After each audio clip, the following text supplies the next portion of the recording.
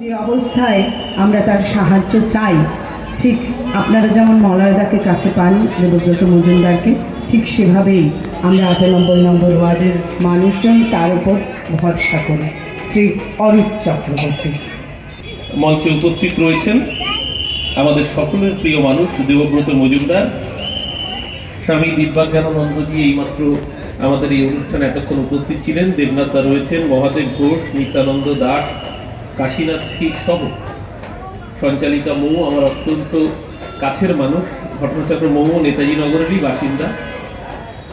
আজকে যদিও গতকাল মকর সংক্রান্তি হয়ে গিয়েছে, তার আগের দিন পৌষ পূর্ণিমা, আজকে আনুষ্ঠানিকভাবে এই মেলার সূচনা হল।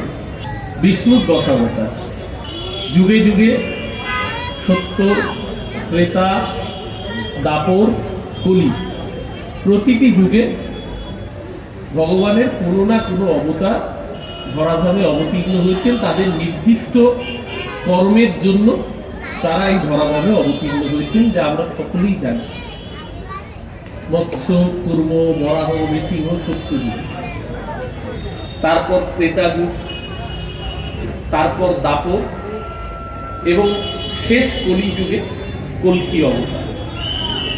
কিন্তু আমাদের এই 12 ভূতের মেলা, 12 ভূত অর্থাৎ দ্বাদশ অবতারকে আমরা পুজো করি। আমরা ভগবান শ্রী চৈতন্যর কাছে আমরা বিষ্ণুরই অঙ্গ হিসেবে পুজো করি। স্বয়ং জগন্নাথ দেব, যাকে নিজে দর্শন দিয়েছিলেন, ধরা দিয়েছিলেন, সারা বিশ্বকে যিনি ভালোবাসার কথা শিখিয়ে গিয়েছেন, সেই ঠাকুর শ্রী চৈতন্যের সাথে এখানে মলয়দার সাথে একটু আগেই আমি কথা বলছিলাম যে এই মেলার আরেকটা উৎসের কারণ, যে আগে বলা হতো সব তীর্থ বারবার, গঙ্গাসাগর একবার। সবার পক্ষে তো গঙ্গাসাগর যাওয়া সম্ভব না। এখন না হয় ইনফ্রাস্ট্রাকচার ভালো হয়েছে, এখন মানুষ গঙ্গাসাগর যাওয়া অনেক সহজ হয়ে গেছে। আগে গঙ্গাসাগর মেলায় যেতে গেলে এত দুর্ভোগ, এত কষ্ট পোহাতে হতো, যার জন্য প্রবাদই হয়ে গিয়েছিল সব তীর্থ বারবার, গঙ্গাসাগর একবার। সেই গঙ্গাসাগর মেলা থেকে সাগর স্নান সেরে ফেরা সাধুদের একটা বড় অংশ, তারা চিরাচরিত ভাবে এখানে এসে উপস্থিত। তো সেই সাধু সঙ্গ করার সৌভাগ্য এখানকার মানুষের হতো। সেই গঙ্গাসাগর মেলা যেহেতু দক্ষিণ 24 পরগনা জেলার প্রত্যন্ত প্রান্তে, সেখানকার বনবিবিরও এখানে পূজা পূজিত হয়। আমরা এবছর আমরা এমন একটা যোগের মধ্যে দিয়ে চলেছি, আমরা জানি যে এবার শুধু পূর্ণকুম্ভ নয়, এবার মহাকুম্ভ। পূর্ণকুম্ভ প্রতি 12 বছর অন্তর একবার করে পৃথিবীর মানুষ তার চাক্ষুষ করতে পারে। বলা হয় যে সমুদ্র মন্থনে যখন অমৃত উঠেছিল, সেই অমৃতের ভাণ্ড যখন দেবতাদের কাছ থেকে অসুররা নিয়ে নিতে চেয়েছিল, তখন সেই ভাণ্ড যখন দেবতারা সন্তর্পণে সরিয়ে নিয়ে যাচ্ছিলেন, তখন তার থেকে 4টি ফোঁটা অমৃত আমাদের 4 জায়গায়, তার মধ্যে একটি অন্যতম হচ্ছে আমাদের এলাহাবাদ বা প্রয়াগরাজ, আরেকটি হরিদ্বার, একটি উজ্জয়ন, আরেকটি নাসিক।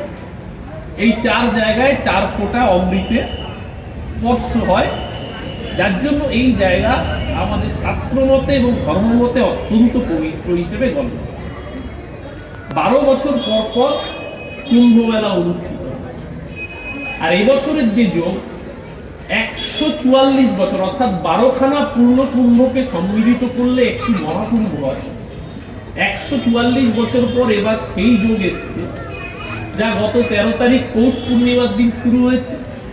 14 তারিখে মকর সংক্রান্তি স্নান হয়েছে, মৌনী অমাবস্যা স্নান রয়েছে, বসন্তী পূর্ণিমা স্নান রয়েছে 3 তারিখ, আবার 4 তারিখ রয়েছে তারপরে আরেকটি শাহী স্নানের দিন, এবং শেষ স্নান চলবে 26 তারিখ শিবরাত্রির দিন পর্যন্ত। শাহী স্নানের দিন এবার ধার্য হয়েছে।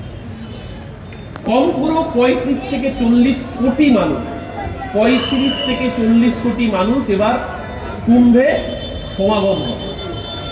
গঙ্গাসাগরেও লক্ষ লক্ষ মানুষ এসছেন।